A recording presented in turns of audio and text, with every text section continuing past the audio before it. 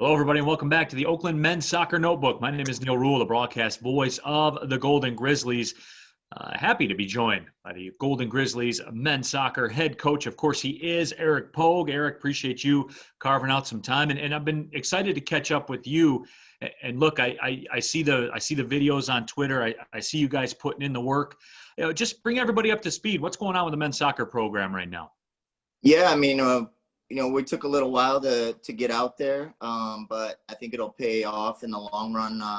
We had to take about a month to kind of get ourselves COVID tested, physicals, just ECGs, echocardiograms, all those things, just to make sure that we were, 100% healthy and ready to go. But what it's allowing us to do is train a lot longer than a lot of the other programs right now. So what we did is we started in October, and we had 8 hours a week for 3 weeks.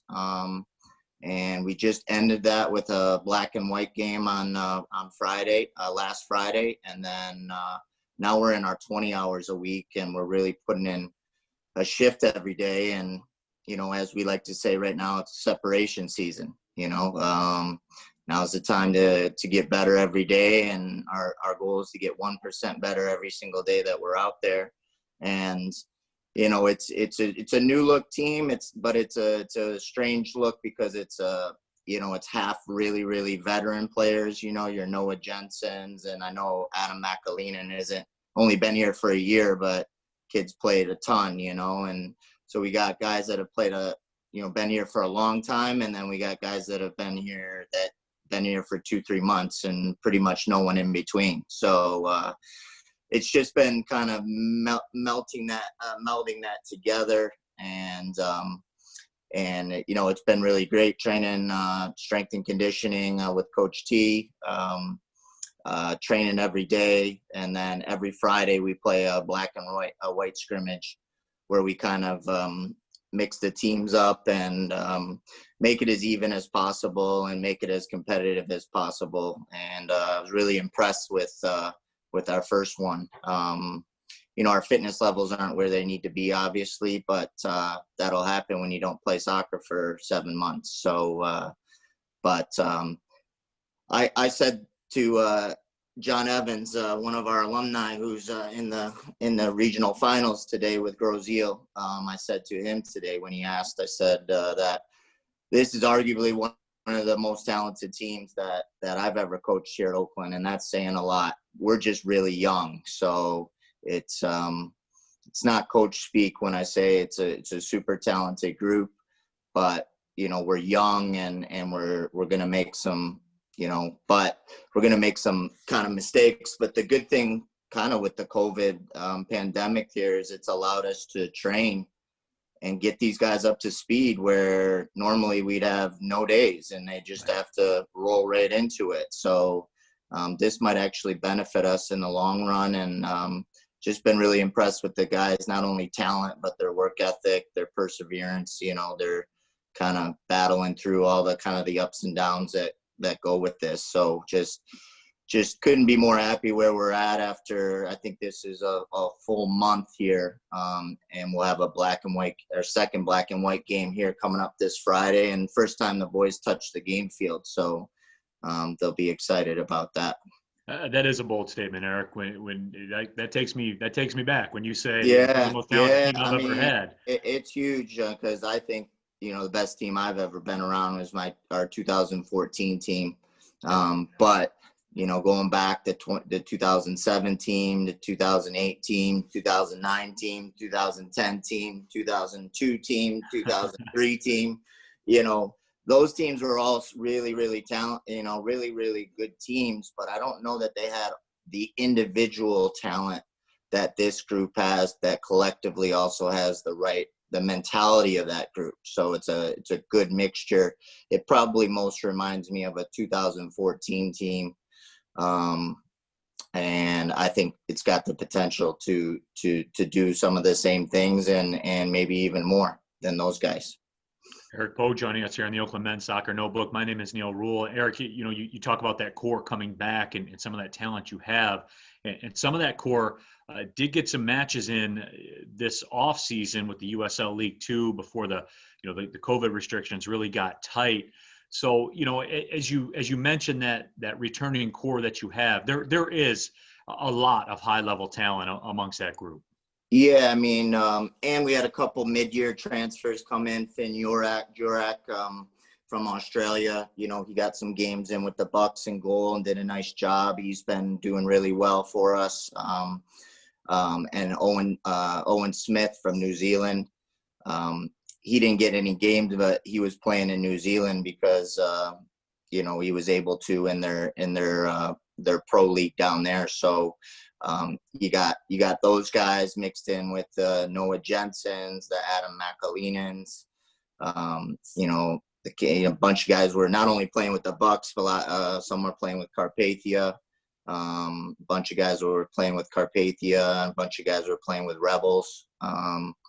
A few guys with Inter. So we were lucky for guys to get a little bit of stuff in towards the end there, and it was a good kind of piggyback to jump starting. The bad part was they got that, and then we had to have a whole month off Right.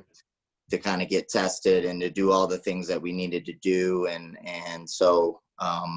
But yeah, it's interesting because it's melding the two together, melding the guys that have been here forever that maybe are getting frustrated at maybe some things the younger guys don't quite know what to do yet. But they see the talent that these guys have. And I think my biggest problem is going to be trying to make everybody happy, which, I guess will be a good thing to do because we got a really talented group, and then we got two guys that opted out to stay home and play at a really high level back home. One in Finland and one in the Netherlands. So, we're not even 100% up to speed yet of where we're gonna be when the I guess, what do you call it, winter season, spring season kicks off. So, exciting times for the group for sure. Coach, you guys got a lot of ink and a lot of run in the college soccer community with your last recruiting class.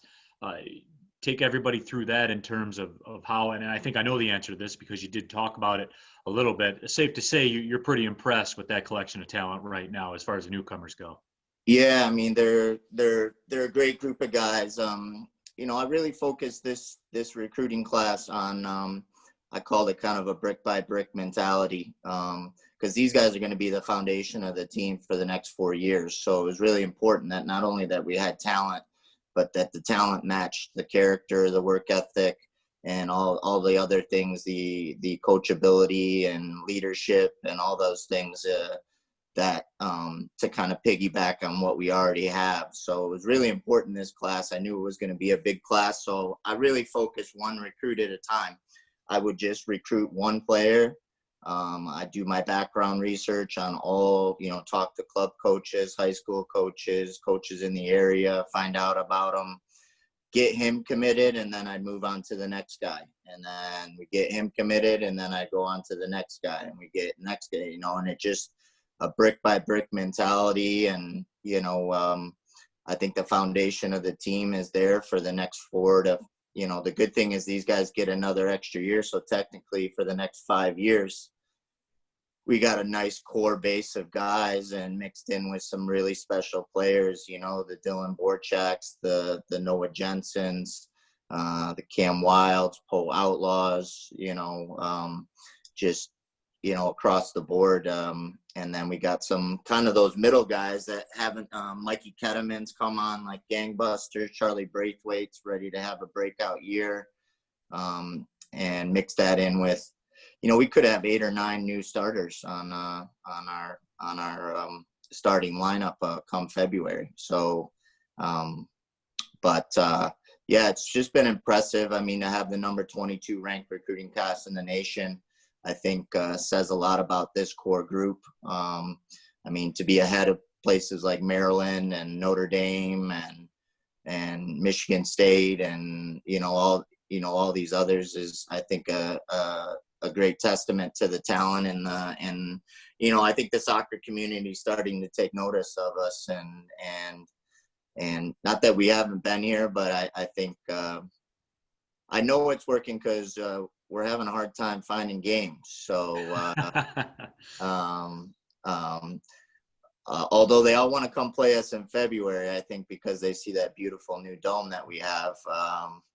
But after about February, it's slim pickings trying to get a game right now. So I think they understand we're going to be pretty good for a while, and that's exciting. And we got a really good recruiting class coming in so far. We got just the base of it right now. A couple guys, 2-3 guys. A brother of one of the basketball players is coming in to play with us, and I know I can't name names or anything, but the signing day's coming up here soon, and we're about ready to add a couple great guys, and we're not done yet. So I think 2021 will be equally as good, if not maybe better. So Eric, before we let you go here, I did want to catch up with you, and we're getting to the point now where this is something that probably will become a regular feature, but we can do a little Golden Grizzlies MLS update. Of course, everyone knows Steve Clark, as we record this here today, got a win over the LA Galaxy last night. Also some news down at the USL Championship level. Goalkeeper U is being well represented, Eric. Yeah. Sean Lewis had an unbelievable year with FC Tulsa. I mean, the team itself did great, came in second place. Unfortunately got knocked out before the finals, but Sean played every minute of every game this year. That's huge, especially over the course of the season started before COVID. And so from January all the way to, November, Sean was in tip-top form. And so, he's getting a lot of accolades, and he's getting a lot of, he was MVP of the team, supporters player of the year, and he's getting some love and some looks at by some MLS teams, and even maybe potentially some professional teams in Scandinavia and stuff. So that's exciting for Sean. He's a free agent, so there's some expansion teams coming into the league in Austin, and I believe, is it St. Louis will be on board. Yeah, St. Louis, Sacramento, so I think Sean's going to get a chance. If it's not this year, then it'll be the next year. He's close. Steve's been playing unbelievable. Mitch is doing a great job as a goalkeeper coach with the Sporting Kansas City. And I've just been really impressed with the goalkeepers that we have, with Sullivan Lauderdale and Finn Yorak and Noir Malawi have been doing a really great job. And I think, these guys could be, you could be all special keepers, and we got a special keeper coming in this coming up 2021 recruiting class as well. So let's keep Goalkeeper University. Let's keep it going. We got a saying, there's no elevator to success. You got to take the stairs. So, so we've been working really hard, and we want to make those guys that are already out there proud. So, that obviously for me being a goalkeeper myself, it's something I take a lot of pride in. But I think what you're going to start seeing is some more professional field players as well jumping into the ranks of with the Noah Jensens and the Dylan Borchaks and the Adam McAleenans and the Austin Ricci's and Wilfred Williams and, all those kinds of guys. So can we not just be goalkeeper U, but can we just be a soccer U where people know they're going to get good quality players from us and guys that play with the Michigan Bucks, or Flint City Bucks, excuse me. Sorry, Gary. Gary Parsons wants a word with you, Eric. Yeah, Gary and Wags want a word with me probably. I would like to just give a quick shout out to our associate coach, Paul Doro. He's been doing a fantastic job, alumni, assistant coach, and now associate head coach. He's been doing great. And our new assistant coach, grad assistant, Rudy Roediger, has, the three of us have been kind of manning the ship, and it's worked really well. And I'd be remiss if I didn't thank them for all their hard work so far. And obviously Cody Bonte as well in the training room. My man's been putting in hours, long hours, so trying to keep us healthy and keep us practicing. So I really appreciate all that they do.